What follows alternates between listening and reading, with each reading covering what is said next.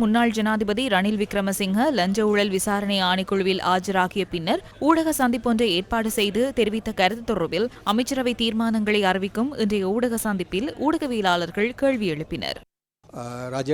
இளஞ்ச ஊழல் ஆணைக்குழுவுக்கு தாம் அனுப்பிய கடிதம் ஒன்றை தற்போது ஜனாதிபதி வாசித்துள்ளார் என முன்னாள் ஜனாதிபதி அரசாங்கத்தின் மீது நேற்று குற்றச்சாட்டை முன்வைத்தார்.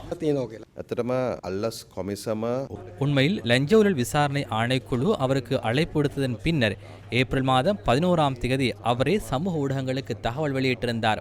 11ஆம் தேதி வர முடியாது, 17ஆம் தேதி ஆணைக்குழு வருவதாக கூறியிருந்தார். பின்னர் 17ஆம் தேதி அவரே ஆணைக்குழுவுக்கு வருமாறு அழைப்பு விடுக்கப்பட்டுள்ளதாக அறிய கிடைத்தது. எனவே இது ஒரு பொதுவான தகவல் என நினைக்கின்றேன்.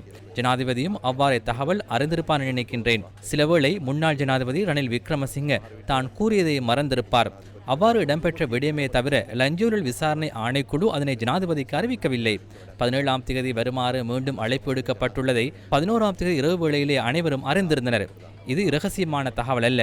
ரணில் விக்ரமசிங்க பகிரங்கப்படுத்திய தகவல். அதனையே மறுநாள் ஜனாதிபதி மேற்கோள் காட்டினார். உண்மையில் முன்னாள் ஜனாதிபதி ரணில் விக்ரமசிங்க அனைத்து சமூக ஊடகங்களூடாகவும் வெளியிட்ட தகவலை ஒரு நாளின் பின்னர் ஜனாதிபதி பகிரங்கமாக கூறினார். அது புதிய விடயமல்ல. மறுநாள் நீங்களும் ஊடக சந்திப்பில் கேட்டிருந்தால் உங்களுக்கும் அது தொடர்பில் கூறியிருக்கலாம்.